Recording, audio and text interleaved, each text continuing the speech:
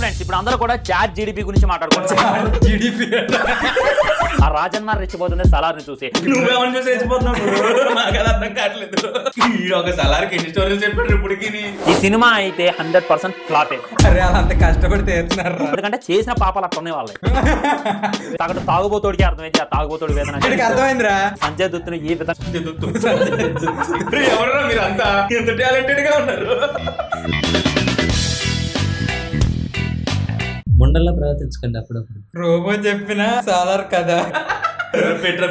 Hello friends ఇప్పుడు అందరూ కూడా చాట్ జీడిపి గురించి మాట్లాడుకుంటున్నారు. జీడిపి చాట్ జీడిపి గురించి నాకు తెలియదు అబ్బా. వెబ్సైట్ లో ఎలా సెర్చ్ చేయాలి అనేటటువంటిది కూడా నేను ట్రై చేయలేదు.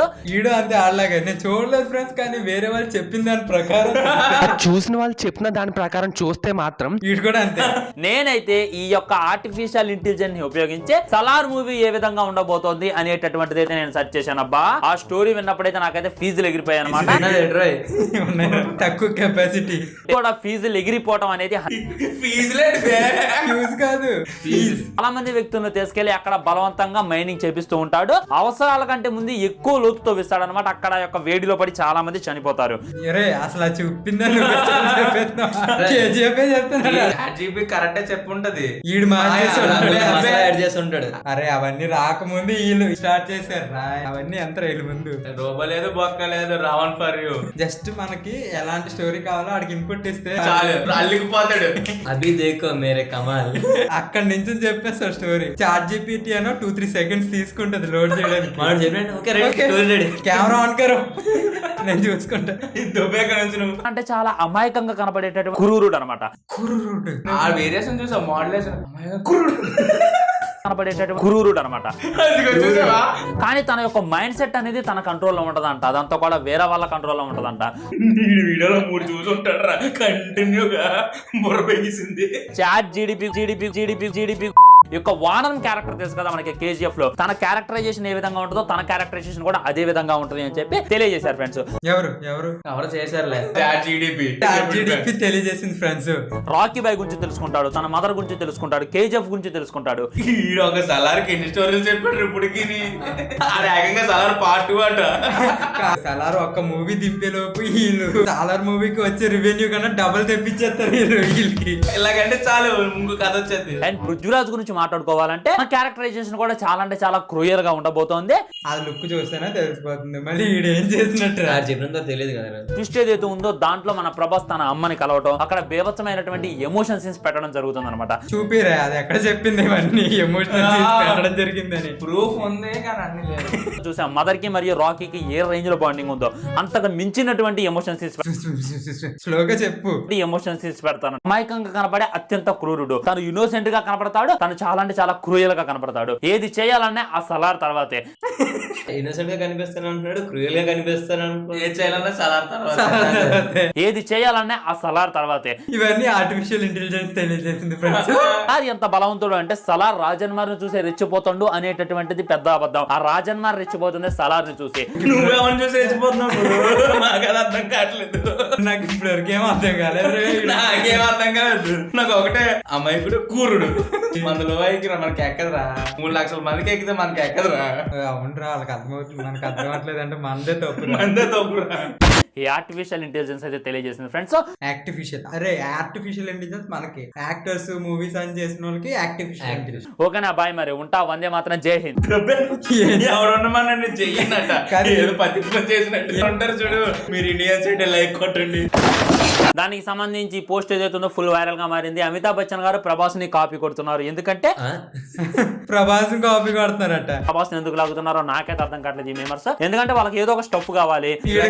నీకు అంతే. ప్రభాస్ ని వాడుకున్నారని చెప్పి గుర్తు పెట్టుకోవాలి. నువ్వు కూడా అంతే కదరా, ఏదో స్టఫ్ కావాలి తమిళలో వాడుకోవడానికి అలా ఉండాలి. శ్రీలీల ఎవరైతే ఉందో ఈ సినిమాలో హీరోయిన్ గా కనపడబోతోంది అనమాట. పోలీసోడు సినిమాలో ఇది తను ఉంది కదా. తను ఉంది కదా సమంత వాళ్ళ ఫ్రెండ్ తను. ఇదైతే 100% డిక్లేర్ అయిపోయినట్టు. అన్ని 100% తక్కువ ఉండవు. ఈ సినిమా అయితే 100% ఫ్లాపే. అరే అలా అంత కష్టపడి తీస్తున్నారు. ఒక లైన్ సెకండ్ నువ్వు చెప్పకూడదు. తీసే 3 ఉత్సాహం పోయింది.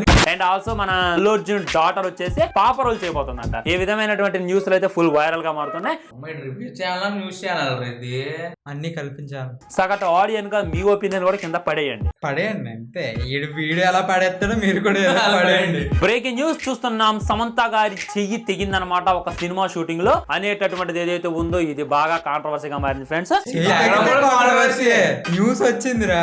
వాళ్ళైనా అంత వాడరేమోరా. వాళ్ళే దారుణం అంటే ఇది ఇంకా దారుణం. ఒక గంట దాన్ని చూపిస్తున్నారు. ఆ తర్వాత సమంతకు ఏలు దిగింది, తమన్నా కాలి గాయమైంది అనేటటువంటి న్యూస్ చూపిస్తున్నారు. రాసి ఇంపార్టెంట్ అక్కడ. ఇప్పుడు మన కామెంట్ వస్తుంది, పక్కనోడి మీద ఏడవడమేరా ఎప్పుడు మీ పని. పని పట్టలేదు అందుకలిగి ఉన్నారేట్రా. మంచి చేసినా తిడతారేట్రా, ఏం చేసినా తిడతారేట్రా. తనేం చెప్తానంటే నాకౌట్, జూమ్ లాంటి లవడా బ్రాండ్ అన్ని కనపడుతున్నాయి కానీ మాకు తెగించేసాడురా. కొంతమంది అయితే సగటు తాగుబోతోడికి అర్థమైతే ఆ తాగుబోతోడి వేదన అని చెప్పి వాళ్ళైతే వీడికి అర్థమైందిరా.